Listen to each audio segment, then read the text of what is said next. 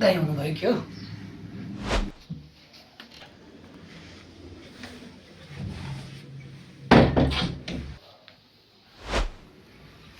दिक्कै लागेर हुन्छ यार। के भयो दाइ? बल्ल आज 10 दिनपछि डिस्चार्ज गरे यार हस्पिटल।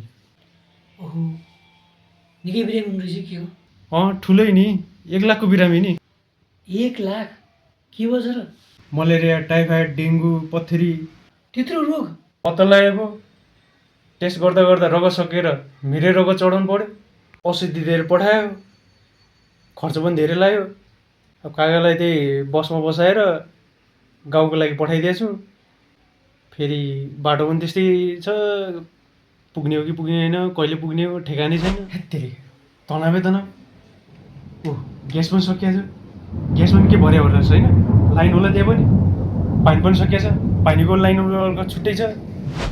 यो कागजको खोस्टो पनि कहिलेसम्म पुग्ने हो? 4 वर्ष भइसक्यो रिन्यू गरे, अहिलेसम्म लाइसेन्स पनि आएको छैन। च्यातेर यस्तो हालत भइसक्यो। पार्वती त्यो गोपालको पासपोर्टको लागि त्यत्रो लाइन बस्नु पऱ्यो।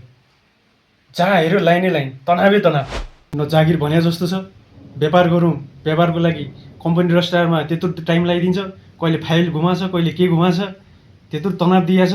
जता हेऱ्यो दिक्कै लाग्ने। त्यही भएर रहेछ मान्छे देश छोडेर जाने। अरे दाइ, कुन जमाना हुनुहुन्छ?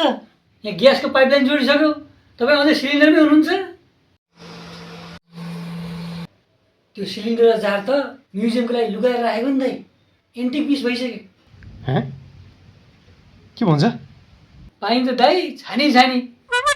मेलम्चीको पानी भर्खर खाएर आयो, खासै स्वाद लागेन। अब काली गण्डकीको पानी जोडौँ कि?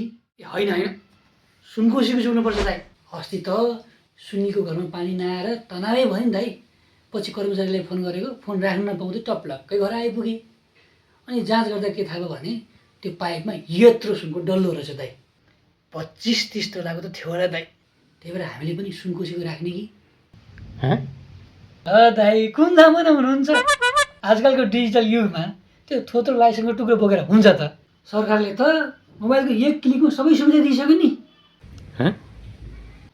बुलेट ट्रेन हुँदाहुँदै काकालाई बसमा छोडेर आएर हुन्छ त? बेकारमा दुःख दिनु भयो नि दाइ। अनि दाइ, त्यो चेक गराउनलाई काकालाई यहाँ बोलाउनु पर्छ त?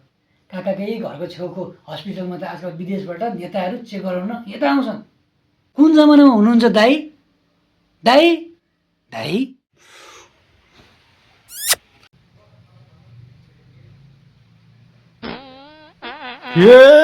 धन्न मेरो इज्जत बच्यो। आएदेखि दाइ डढ्याडलै हुनुहुन्थ्यो, पानी छम्किँदा छम्किँदा बल्ल उठ्नुभयो। यार खतरा सपना देखेँ यार।